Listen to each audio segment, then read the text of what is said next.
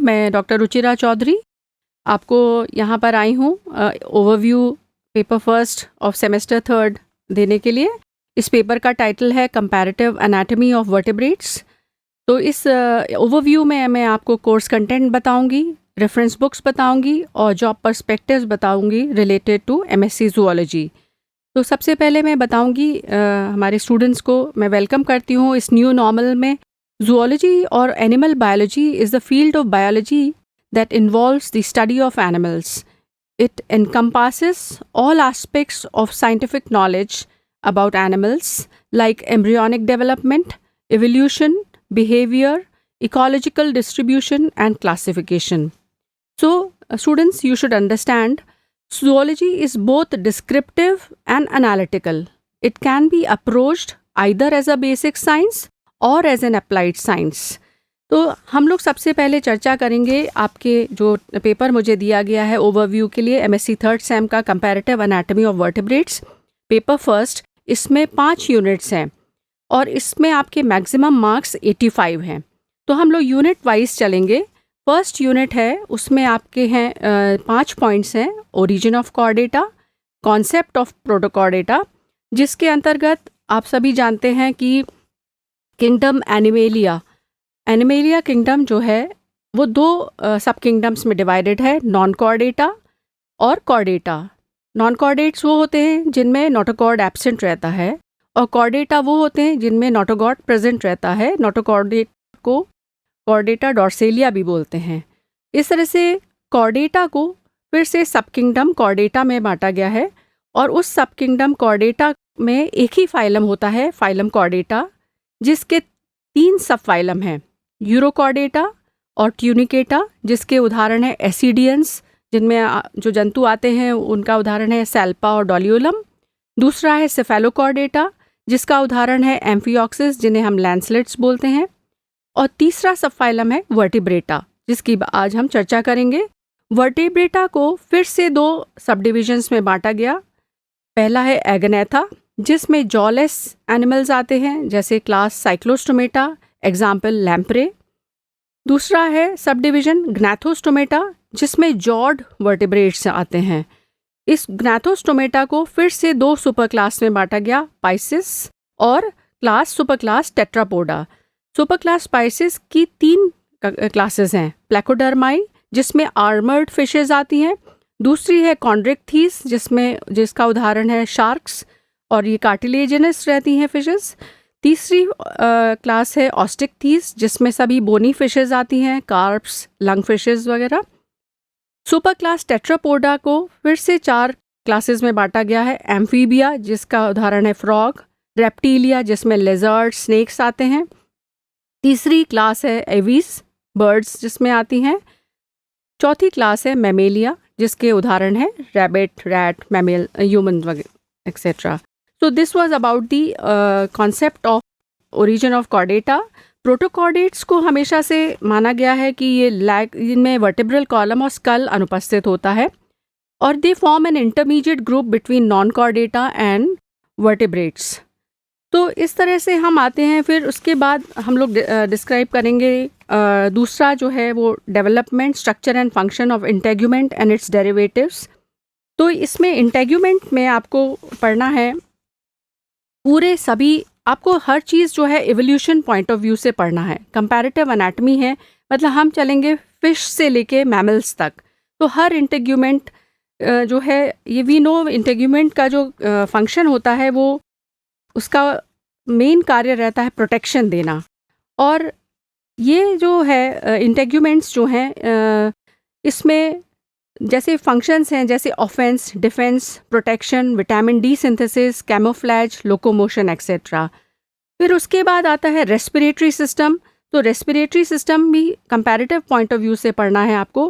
Respiratory system is an important system which helps in respiration and generation of energy in the form of ATP, which is useful for all metabolic activities of living organisms. Respiratory system जो है fish में जैसे gills होते हैं, amphibians में gills और lungs और skin तीनों से होता है श्वसन की क्रिया, रेस्पिरेशन की क्रिया। रेप्टाइल्स में मेन ऑर्गन्स लंग्स हैं, वो वेल फॉर्म्ड रहते हैं। सिर्फ इसमें क्रोकोडाइल एक उदाहरण है जिसमें डायफ्राम रहता है ब्रीदिंग के लिए, जैसा मैमल्स में पाया जाता है। फिर चौथी क्लास है बर्ड्स, उसमें लंग्स जो हैं प्लूरल कैविटी में सिक्योर्ड रहते हैं और उनकी दे extend into the membranes air sacs occupying all available space in the body cavity and also bone marrow cavity. इसका तात्पर्य ये रहता है कि बोन्स न्यूमैटिक हो जाती हैं and they help in reducing the body weight and it helps in their flight. फिर उसके बाद मैमल्स हैं, लंग्स यहाँ पे वेल डेवलप्ड रहते हैं, लंग्स 2 पेयर ऑफ लंग्स रहते हैं, ये भी प्लूरल कैविटी में रहते हैं। They are enclosed in double peritoneal membrane. तो इनकी एपिथेलियम इतनी सरफेस एरिया बढ़ाती है, तो वो एक एडवांटेज रहती है कि इंक्रीज सरफेस एरिया की वजह से रेस्पिरेशन की क्रिया मैमल्स में बहुत अच्छे से संचालित होती है। फिर उसके बाद डाइजेस्टिव सिस्टम हम ले लें, comparative account of digestive system. यहाँ भी आप उसी तरह से चलेंगे, फिश से लेके मैमल्स तक जाना है हमको। कैसे एवोल्यूशन हुआ है फिशेस में, क्या था, जैसे हम इंटेग्यूमेंट्स की बात हमने की, रेस्पिरेटरी सिस्टम की बात की, किस तरह से उनमें एवोल्यूशन होता गया और वो आगे बढ़ते गए। हैबिटेट उनकी कैसी थी उसके आधार पर। जैसे हम सभी जानते हैं कि जो मेन कैरेक्टरिस्टिक्स क्या होते हैं कॉर्डेटा के, वो है प्रेजेंस ऑफ नोटोकॉर्ड जो कि एक स्टिफ रॉड ऑफ कार्टिलेज रहता है, और डॉर्सल ट्यूबुलर नर्व कॉर्ड जो जिसमें से ब्रेन और स्पाइनल कॉर्ड बनते हैं, फेरेंजियल और विजरल क्लेफ्ट्स, और पोस्टेनल टेल और एंडोस्टाइल। फिर इसके बाद जो मैं बताना चाहूँगी कि सारे जो कॉर्डेट्स हैं उनका डेवलपमेंट जो है ड्यूटेरोस्टोम्स से हुआ है। मतलब deuterostomes means during embryonic development stage anus forms before the mouth, this is a specific character. And they also show bilateral body plan. Bilateral symmetry का मतलब होता है कि it's associated with polarity and the animal movement, typically with one side upward dorsal and one and forward, मतलब anterior. तो ये मैंने Chordata के स्पेसिफिक कैरेक्टर्स इसलिए बताए कि ताकि आप ये जान सकें कि किस तरह से आपको अपने प्रश्नों के उत्तर लिखना है। तो मैं आपको डाइजेस्टिव सिस्टम के बारे में बता रही थी कि ये एक एलिमेंट्री कनाल एक ट्यूब के आकार की होती है और ट्यूबुलर डाइजेस्टिव ट्यूब होती है, और एसोसिएटेड ग्लैंड्स भी उसमें पाते हैं। मतलब माउथ से लेके एनस तक पूरा एक ट्यूबुलर फॉर्म है और उसमें मॉडिफिकेशंस होते जाते हैं। बेसिकली जो है डाइजेस्टिव ट्यूब जो है 3 भागों में विभाजित है, फोरगट और स्टोमोडियम जो कि एक्टोडर्म, जो 3 जर्माइनल लेयर्स हैं। जब एम्ब्रियोनिक कंडीशन में 3 जर्माइनल लेयर्स जो फेट डिसाइड करती हैं ऑर्गन्स का, तो ये एलिमेंट्री कनाल जो है वो भी 3 भागों में विभाजित है, 3 पार्ट्स में विभाजित है, फोरगट और स्टोमोडियम जो कि एक्टोडर्म से उसका ओरिजिन हुआ है, मिडगट और मिसोडियम जो कि एंडोडर्म से बनी है, हाइंडगट और प्रोक्टोडियम जो कि एक्टोडर्म से बनी हुई है। तो दिस इज़ अबाउट एलिमेंट्री कनाल। तो जैसे जैसे हम इसमें आगे बढ़ते जाएंगे तो सारे सिस्टम्स हमको इवोल्यूशनरी पॉइंट ऑफ व्यू से पढ़ना है कि किस तरह से फिश से लेके मैमल्स तक इवोल्यूशन हुआ, कैसे वो उनमें अलग अलग मॉडिफिकेशंस आती गई, ऑर्गेनिजम्स में चेंजेस आते गए। तो ये हम लोगों ने ख़त्म किया अपना यूनिट 1। उसके बाद आता है यूनिट 2 जिसमें इवोल्यूशन ऑफ हार्ट है, इवोल्यूशन ऑफ एओर्टिक आर्चेस हैं एंड पोर्टल सिस्टम है, blood circulation in various vertebrate groups हैं, comparative account of jaw suspensorium and vertebral column आता है। तो हम सभी जानते हैं स्टूडेंट्स की सर्कुलेटरी सिस्टम ये जो है बहुत इम्पॉर्टेंट सिस्टम है। इसके ओवरव्यू में मैं आपको यही बताना चाहूँगी कि heart, it's evolution of heart along with evolution of portal arches and portal system. Heart is the main pumping organ of circulatory system and helps in transportation of oxygen and carbon dioxide and gives nutrition to all other organs of our body. So due to the importance of circulation, this unit also comprises blood circulation in various vertebrate groups so that you can understand and give a insight on this. This unit also comprises of topics that deals with form, function, body size and skeletal elements of the body. Along with this, comparative account of jaw suspension and vertebral column is also a part of this unit क्योंकि jaw suspensorium it plays an important role in study of evolution. तो ये सारे के सारे points जो हैं मैं आपको आखिरी में बुक्स भी बताऊंगी जहां आपको मिलेगा कि सर्कुलेटरी सिस्टम किस तरह से पढ़ना है। जैसे मैंने आपको बताया कि मेन इसका फंक्शन है transportation of gases, nutrients, waste product, hormones, heat and other materials. It consist of heart, arteries, capillaries and veins. Fish में 2 चेम्बर्ड हार्ट होता है, एक एट्रियम, एक वेंट्रिकल. एम्फीबियंस में 3 चेम्बर्ड हार्ट होता है, 2 एट्रियम और एक वेंट्रिकल. रेप्टाइल्स में भी 3 चेम्बर्ड हार्ट होता है, 2 एट्रियम और एक वेंट्रिकल. मैं यहाँ पर मैं बताना चाहूँगी कि कैसे ऑक्सीजनेटेड और डीऑक्सीजनेटेड ब्लड की मिक्सिंग होती है रेप्टाइल्स में. तो वेंट्रिकल में क्रोकोडाइल में सिर्फ एक एक्सेप्शन है, ये 4 चेम्बर्ड हार्ट होता है, ये इसका यूनिक कैरेक्टर है, क्योंकि अदरवाइज एक पार्शियल सेप्टम से ये मिनिमाइज करते हैं मिक्सिंग ऑफ ब्लड का, ऑक्सीजनेटेड और डीऑक्सीजनेटेड ब्लड को. फिर बर्ड्स में again there is 4 chambered heart, 2 atrium और 2 वेंट्रिकल्स. मैमल्स में भी 4 चेम्बर्ड हार्ट होता है, we all know, 2 atria and 2 ventricles, जिससे कि oxygenated blood is completely separated from deoxygenated blood. Double circulation required for warm blooded lifestyle of mammals and birds. इसमें ये help करता है. फिर हम लोग आ जाते हैं थर्ड यूनिट में. थर्ड यूनिट में आपका कोर्स इस प्रकार रहेगा. 4 टॉपिक्स हैं. Evolution of urinogenital system in vertebrates, comparative account of organs of olfactory and taste, comparative anatomy of brain and spinal cord, comparative account of peripheral and autonomic nervous system.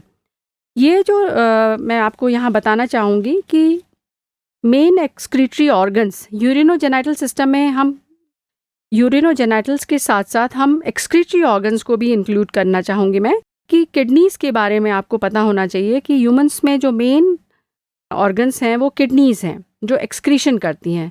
Skin, gills और lungs ये carbon dioxide को eliminate करते हैं blood में से, पर nitrogenous waste का elimination takes place from kidneys, through kidneys. तो यूरिनोजेनाइटल सिस्टम जो है बहुत इंपॉर्टेंट हो जाता है in the elimination of nitrogenous waste.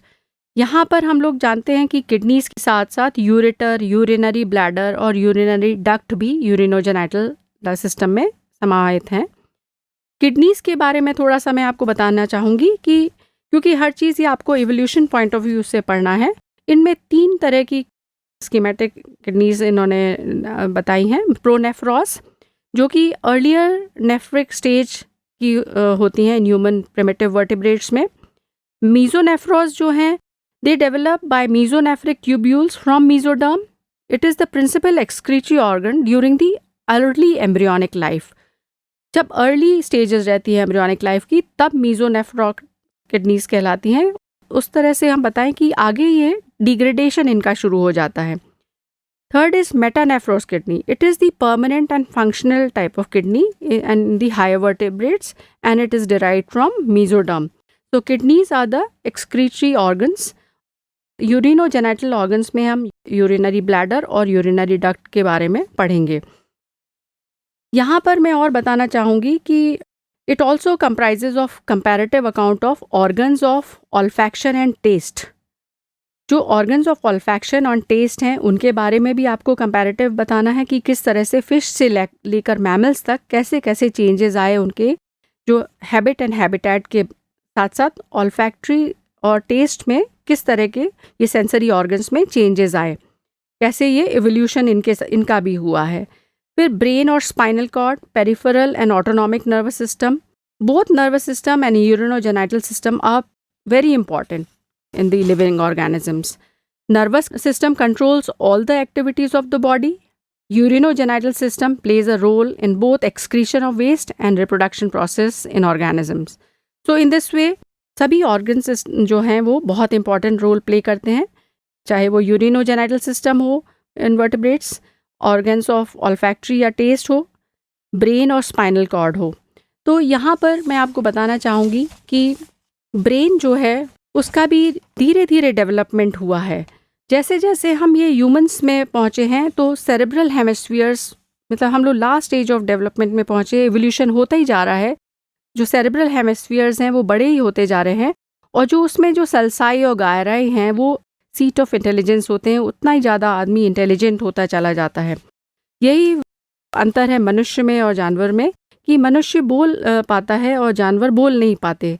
और यहाँ पर हम लोग देखना चाहेंगे कि किस तरह से हमने कंपैरेटिव अकाउंट ऑफ पेरिफेरल और ऑटोनॉमस नर्वस सिस्टम हम लोग देखेंगे। इनका भी पूरा कंपैरेटिव अकाउंट आपको बहुत अच्छी किताबों में मिल जाएगा और आपको डायग्राम्स के साथ बहुत अच्छे से आप इसको डिस्प्ले कर पाएंगे और इन पर प्रॉपर लेक्चर्स भी होंगे। अभी मैं तो सिर्फ एक ओवरव्यू दे रही हूँ और आपको बताना चाह रही थी कि आप कैसे पढ़ेंगे, किन किन बुक से आपको ये मैटर मिलेगा।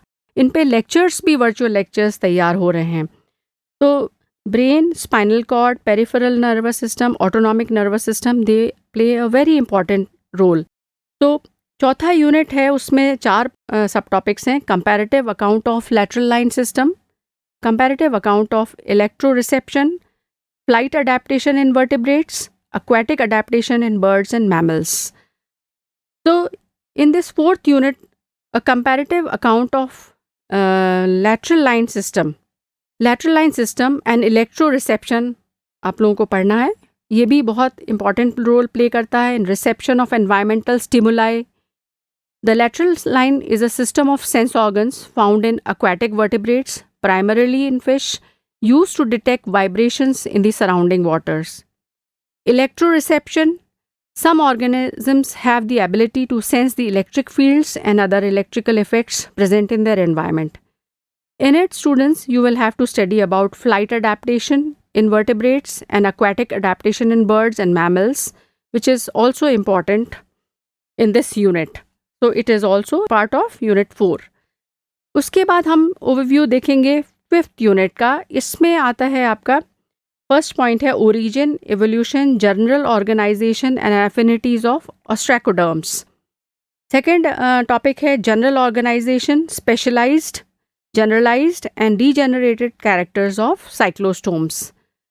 Fifth unit deals with the origin, development, general organisation and similarities of affinities ostracoderms of ostracoderms, cyclostomes, early gnathostomes and elasmobranchii, holocephali, dipnoi and crossopterygii. तो इसमें भी आप लोगों को origin, evolution, general organisation and affinities पे ज़्यादा ध्यान देना है ऑफ ऑस्ट्रैकोडर्म्स और साइक्लोस्टोम्स पे। तो इस तरह से हमने देखा एक ओवरव्यू 5 यूनिट्स का कि 5 यूनिट्स में आपको क्या क्या पढ़ना है। अब मैं आपको बताना चाहूँगी कि आपको बुक्स इसमें से कौन सी कंसल्ट करनी है। जैसे है comparative anatomy of vertebrates by C.G. Kent, ये आपको ये बहुत हेल्प करेगी। फिर text book of zoology by A.A. Sedgwick, then Parker and Haswell और मार्शन एंड विलियम्स का जो रिवाइज्ड एडिशन है वो आप देख सकते हैं। Life of mammals by J.Z. Young. फिर doctor E.L. Jordan and P.S. Verma का आप कॉर्डेट जूलॉजी देख सकते हैं, text book of chordate zoology. उसमें बहुत अच्छे से इलास्ट्रस वे में उन्होंने सारे डायग्राम्स दिए हैं, कंपैरेटिव अकाउंट दिया है सारे सिस्टम्स का, चाहे वो इंटेग्यूमेंट हो, सर्कुलेटरी सिस्टम हो, यूरिनोजेनाइटल सिस्टम हो, रेस्पिरेटरी सिस्टम, सभी बहुत अच्छे से उन्होंने समझाए हैं। फिर biology of animals bye A.K. अधिकारी, सिन्हा एंड गांगुली, ये भी बहुत अच्छी किताब है। फिर आप कोटपाल की पूरी सीरीज़ आप देख सकते हैं, उसमें सभी क्लासेस आपकी कवर हो जाएंगी। रस्तोगी पब्लिकेशन का है ये। फिर comparative anatomy of vertebrates by doctor R.K. Saxena and S. Saxena, ये भी बहुत अच्छी किताब है। फिर एक मैं बहुत इम्पॉर्टेंट पॉइंट बताना चाहूँगी आपको, बहुत अच्छी वेबसाइट आपको बताना चाहूँगी। मेरे कलीग हैं डॉक्टर H.K. गर्ग, उन्होंने अपनी वेबसाइट दी है, आप चाहे तो नोट कर लें, www.drg.wordpress.com। इसमें उन्होंने सारी अच्छी रेफरेंस बुक्स अपने वेबसाइट पे डाली हुई हैं, जिस पे इस वेबसाइट पे आप जाएंगे तो आपको एक ही जगह सारी बुक्स अवेलेबल हो जाएंगी, तो जो आपको बहुत हेल्पफुल रहेंगी। जैसे हम लोग को निर्देशित किया गया है कि मैं आपको बताऊं कि आपका लर्निंग ऑब्जेक्टिव क्या होना चाहिए और लर्निंग आउटकम क्या होना चाहिए। तो हमारा ऑब्जेक्टिव क्या होगा, इस पेपर से संबंधित मैं बता रही हूँ। To understand what the vertebrates are, understand different categories of vertebrates, to understand the general characters of each class of vertebrates, to understand the level of organisation in vertebrate classes, to understand the origin and evolutionary relationship in different classes of vertebrates. ये मैंने आपको objectives बताए कि आप vertebrates क्या हैं, क्या उनकी कैटेगरीज़ हैं, जनरल कैरेक्टर्स क्या हैं वर्टिब्रेट्स के, क्या उनका लेवल ऑफ ऑर्गेनाइजेशन है, ओरिजिन एवोल्यूशनरी रिलेशनशिप उनकी अलग दूसरे क्लासेस से क्या है. जैसे मैं एक आपको क्लासिफिकेशन में बताना चाहूँगी कि हेमिकॉर्डेटा को पहले कॉर्डेट्स में ही रखा गया था, लेकिन बाद में उसको नॉन कॉर्डेट्स में रखा गया क्योंकि उसकी एफिनिटीज़ टुवर्ड्स फाइलम एकाइनोडर्मेटा ज़्यादा पाई गई, तो उसको अब हेमिकॉर्डेटा को नॉन कॉर्डेट्स में पढ़ा जाता है because it is more similar to echinoderms, it is close to echinoderms. फिर हमारा लर्निंग आउटकम क्या हो सकता है. ये जो आप MSc ज़ूलॉजी आप करते हैं तो उसका लर्निंग आउटकम क्या होगा. Student should be able to describe unique characters of amphibians, reptiles, aves and mammals. Students should be able to recognize life functions of amphibians, reptiles, aves and mammals. They should also understand the ecological role of different classes of vertebrates. And students, you should also study the diversity of vertebrates and develop an understanding of evolution of vertebrates, thus integrating structure, function and development. You will get an overview of the evolutionary concepts, including homology and homoplasy, and detailed discussions of major organ systems. तो जितने भी ये पांचों units में जो आपको मैंने अभी डिस्क्राइब किया, एक ओवरव्यू दिया, उसमें आपको इवोल्यूशनरी कॉन्सेप्ट को लेते हुए सारे सिस्टम्स को पढ़ना है. तो ये हुआ लर्निंग ऑब्जेक्टिव्स और लर्निंग आउटकम्स. उसके बाद मैं आपको बताना चाहूँगी कि किस तरह से आपको अपनी पढ़ाई करना चाहिए और ताकि आप जॉब पा सकें. मेन एम आपका एजुकेशन का होता है कि आपको जॉब मिले, और हम आपको इस तरह से पढ़ाएं कि आप अपने जो जिस भी फील्ड में आप जाएं तो आपकी ये एजुकेशन आपको काम आ सके. तो job perspectives after doing MSc zoology क्या हो सकते हैं. Zoology is a subject that provides excellent career opportunities as well as the opportunity to play an important role in connecting with and preserving nature. There is a good scope for studies and research in this subject related to animal studies and even human studies. So it provides opportunities for excellent careers. And also you can play an important role in connecting with and preserving the nature.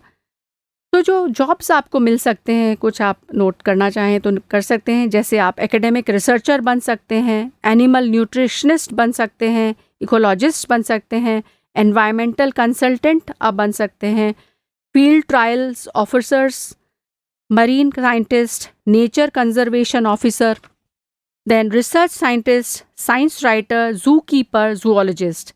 इस तरह से और fields में जा सकते हैं. Diversified field में animal physiotherapist बहुत अच्छी फील्ड है, biomedical scientist, environmental education officer, environmental manager. Higher education में आप एज लेक्चरर जा सकते हैं, मैरीन बायोलॉजिस्ट बन सकते हैं, टॉक्सिकोलॉजिस्ट बन सकते हैं. वेटनरी साइंसेज में आप एज वेटनरी सर्जन या वेटनरी नर्स आप अपनी उपयोगिता दिखा सकते हैं. तो ये मैंने वैरायटी ऑफ आपको फील्ड्स बताई जहां अपना आप कैरियर एडवांसमेंट कर सकते हैं after doing MSc in zoology. So this was about the total overview of comparative anatomy of vertebrates, MSc third sem, paper first. तो आप अच्छी पढ़ाई करें, एक्सेल करें, because MSc third same, fourth same बहुत डिसाइसिव होते हैं आपके ग्रेड्स लाने में. I wish you all the best. And और जाते जाते आपको बताना चाहूँगी कि इसमें जब आप अपने क्वेश्चन का आंसर लिखते हैं तो उसमें बहुत स्पेसिफिक हो, फोकस्ड होके लिखें, क्योंकि आप साइंटिफिक एटीट्यूड के साथ जब आप अटेम्प्ट करेंगे क्वेश्चन को तो आप जानेंगे कि आप बहुत फोकस्ड होके लिख रहे हैं. और आप पहले कोर्स कंटेंट डिसाइड कर लें कि आपको लिखना क्या है, प्रश्न में पूछा क्या गया है, उसकी एक सिनॉप्सिस बना लें. फिर उस एक एक पॉइंट को आप विद द हेल्प ऑफ सब पॉइंट्स आप डिस्क्राइब करें. काफ़ी ज़्यादा उसमें आप डायग्राम्स बनाएं, डायग्राम्स की मदद से आप उसको समझाएं, फ्लो चार्ट्स बनाएं. इस तरह से आप अपने सब्जेक्ट को समझा सकते हैं. फोकस्ड होके, बहुत ज़्यादा नहीं लिखना है, टू द पॉइंट लिखना है. और अंत में जब कंक्लूड करें, आप उसको समझाते हुए कंक्लूड करें कि आपने ये पॉइंट्स कवर किए हैं, ये इसका आउटकम निकल रहा है। और उसमें रेफरेंसेस ज़रूर दें कि जो जो बुक्स आपने, reference books, text books consult की हैं, उसको आप एक्नॉलेज करें, मेंशन करें। जो वेबसाइट्स आपने एक्सप्लोर करी हैं, उन सोर्सेज को ज़रूर मेंशन करें, ताकि उनको भी हम एक्नॉलेज कर पाएँ, जिन्होंने हमें ये मदद की है पढ़ने में, जिनकी ये मेहनत है सब। तो ये पूरा मैंने आपको एक ओवरव्यू दिया है एमएससी थर्ड सेम के paper first of titled comparative anatomy of vertebrates. तो बी प्रिसाइज्ड, अभी से आप मेहनत शुरू कर दें और काफ़ी अच्छे से आप कर सकते हैं। समय काफ़ी रहता है, आपको अपनी पैरेलल पढ़ाई जारी रखनी चाहिए, ताकि आप आगे बहुत अच्छा कर सकें जब आपके मेन एग्ज़ाम्स आएँ। आपको टीचर्स समय समय पर आपको मार्ग निर्देशन देते रहेंगे। इन सभी टॉपिक्स पे लेक्चर्स तैयार हो रहे हैं, वर्चुअल लेक्चर्स तैयार हो रहे हैं। यूट्यूब पर ये समय समय पर ये रिलीज़ होंगे, जिनसे आप हेल्प ले सकते हैं और इनसे आप मार्गदर्शन लेके अपने नोट्स तैयार करना शुरू करें। किताबें आप ले लें, अच्छी किताबें ज़रूर पढ़नी चाहिए, रेफरेंस बुक ज़रूर देखना चाहिए, कंसल्ट करना चाहिए। सिर्फ नेट और गूगल के भरोसे आप ना रहें, लिमिटेड ना पढ़ें, ज़्यादा पढ़ें, तब बहुत समझ के आप अच्छा लिख पाएंगे। तो इस तरह से आप काफ़ी सारी भागीदारिता करके, अच्छे से पार्टिसिपेट करके, इन्वॉल्व होके अपनी अच्छी तैयारी कर सकते हैं। सभी प्रश्न पत्रों में आपको इस तरह का ओवरव्यू दिया जाएगा समय समय पर। ओवरव्यू इसलिए दिया जा रहा है ताकि आपको एक इंटरेस्ट क्रिएट हो, आप समझ सकें कि इस प्रश्न पत्र में, इस सब्जेक्ट में, इस टॉपिक में हमें पढ़ना क्या है। क्या एक इलस्ट्रेटिव आइडिया आपको मैंने दिया है हर टॉपिक का। अब इसको एलैबोरेटेड फॉर्म में हमारे वर्चुअल लेक्चर्स में कवर करेंगे। अलग अलग टीचर्स अलग अलग टाइम पे एक एक टॉपिक कवर करेंगे। वो ध्यान से सुनिएगा, वो ऑडियो वीडियो दोनों आएंगे उसमें। जैसे ये अभी ओवरव्यू सिर्फ आप ऑडियो आप सुन पा रहे हैं, उसमें आपको इमेजेस भी दिखेंगी और आप काफ़ी चीज़ें कवर कर पाएंगे। तो मैं आपको शुभकामनाएं देती हूँ, और आपने मुझे सुना, पेशेंटली सुना और इससे लाभान्वित हो, तब मेरी जो है ये मेहनत सफल होगी। बहुत बहुत शुभकामनाएं। धन्यवाद।